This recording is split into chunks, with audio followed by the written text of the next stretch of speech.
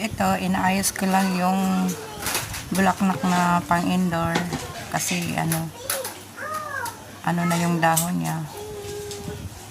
Kailangan na kunin tapos itapon na lang kasi para tutubo na siya ng maayos.